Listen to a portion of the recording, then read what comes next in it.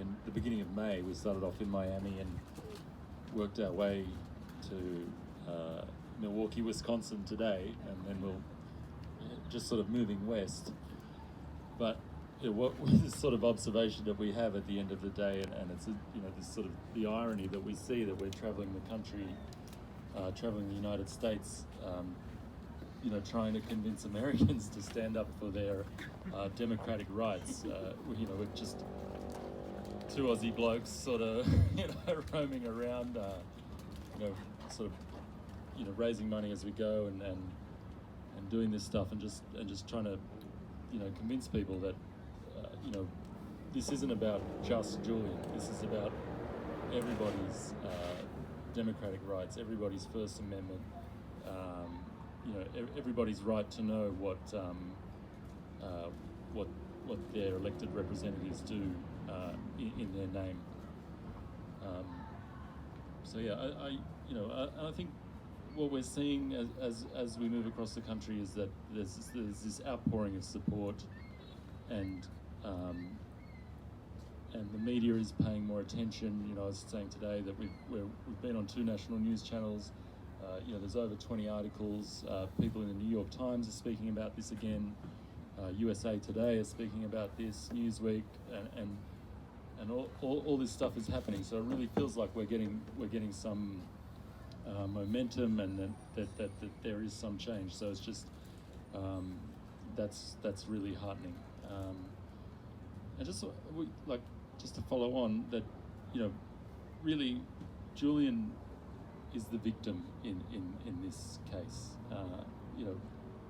The people who committed the corruption, who lied to the public, who committed these war crimes that Julian exposed, all walk around and do whatever they like. They can go home to their families. They can go for a play in the park or a walk or by the river or whatever. But Julian, because he's exposed these people, he's been persecuted for these last 12 years. And this is his 3rd year in a maximum security prison. He hasn't been sentenced.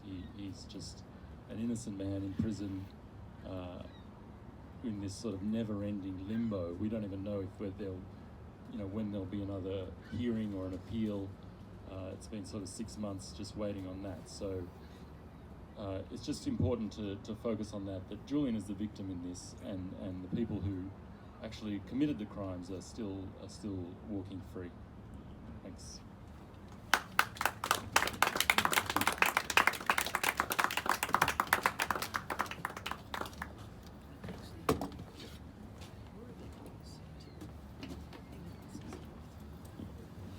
Anne said I had to say something.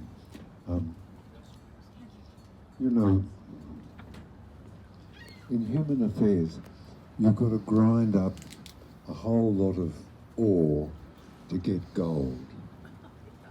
And that's what we do.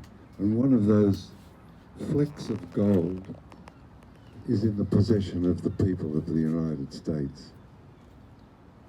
It take a lot, thousands of years to get to it, to that understanding.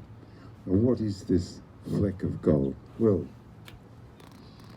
it's the First Amendment and the Bill of Rights. Everybody in Europe, of course, has adapted that into their national legislation now. Not in Australia just yet. The Bill of Rights and the First Amendment. The governments, of course, have their own self-concerns, and one of those concerns is to evade, in some way or other, the inspection of the populace of their policies, and also to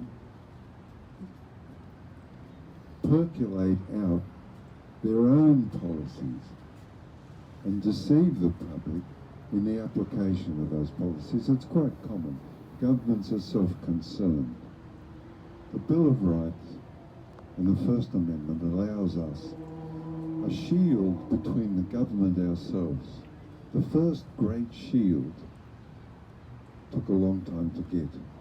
It was the Magna Carta. and the Magna Carta put a shield between the sovereign, or if you like, the state, and the people. And it's a two-way shield. The government has to obey those laws, and we have to obey them. And the adjudication of those laws is done in a competitive environment in the court where each side is equally armed. It's called due process. Very, very great discovery. Took thousands of years to grind all that ore up for that bar of gold, the Bill of Rights and the First Amendment. Copied all over the world. Now the understanding in the First Amendment is that with the participation of the people, the quality of government and the quality of the people improves because we have information. The great poet Percy Bysshe Shelley, in his poem Prometheus Unbound, makes this assertion that the road to freedom only comes with knowledge. It only comes with knowledge. So getting at knowledge and accumulating it in the society, amongst your friends, in occasions like this, where we sit down and have a chat with each other and exchange views and build within ourselves an understanding of life, and more able to go to our children or our friends and say, well, it doesn't look quite like that, and they reply, oh well, and so we moderate our views and accumulate a deeper knowledge of how things are and how to become, that is the constants of becoming in a day-to-day life, how to become more at ease and a deeper understanding of the flow of time and life. A beautiful thing. It was first done in the United States in the writing of the Constitution, 1793, I think. First done here.